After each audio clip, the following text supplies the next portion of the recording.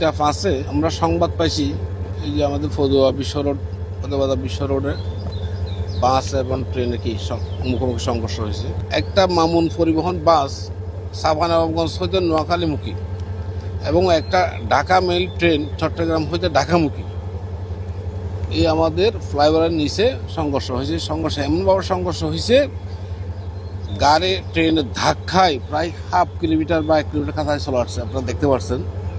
এর মধ্যে বাসের মধ্যে যত লোকজন ছিল সবগুলো ছন্ন বিচ্ছন্ন হয়ে পড়ে গেছে। ট্রেনের সাথে বাসের একটি দুর্ঘটনার সংবাদ পাই। সংবাদ পেয়ে তাৎক্ষণিক আমরা আমাদের মোবাইল টিমগুলিকে পাঠাই, আমরা নিজেরাও আসি, সেই সাথে ফায়ার সার্ভিস এবং স্থানীয় যে লোকজন আছে রেলওয়ে পুলিশ তারাও আসে। এসে আমরা সর্বাত্মক চেষ্টা করি আহত যারা তাদেরকে হাসপাতালে পাঠানোর জন্য, সেই সাথে যারা নিহত হয়েছে তাদেরকেও উদ্ধার করার জন্য। এখন পর্যন্ত আমরা যত দূর জেনেছি 7 থেকে 8টা লাশের মতো উদ্ধার হয়েছে। হতাহতের সংখ্যা অনেক আছে, তো আপনার নিহতের সংখ্যা হয়তো বাড়তে পারে। দুর্ঘটনার কারণটা এখন ওইভাবে বলা যাচ্ছে না, এটা তদন্তাধীন একটা বিষয়, তদন্ত চলছে। তবে ধারণা করা হচ্ছে যে এই বাসটা রেল লাইনে উঠে যাওয়ার কারণেই হয়তোবা দুর্ঘটনাটা ঘটছে, তবে এখনো ফাইনালি কিছু বলা যাচ্ছে না।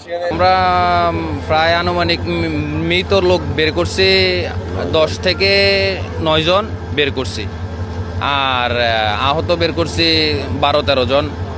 বের করে আমরা কিছু লোক পাঠাই দিছি হসপিটালে। 999-এ ফোন দিছিলাম, দেওয়ার পরে অ্যাম্বুলেন্স আসছে। আসার পরে আমরা 999-এ ফোন দিয়ে অ্যাম্বুলেন্স আসার পরে আমরা অ্যাম্বুলেন্সে করে কিছু লোক পাঠাই দিছি, আহতগুলো পাঠাই দিছি। তারপরে প্রশাসন আসছে, আসার পরে আমরা ডেড বডিগুলো এক এক করে আমরা পাঠাই দিছি।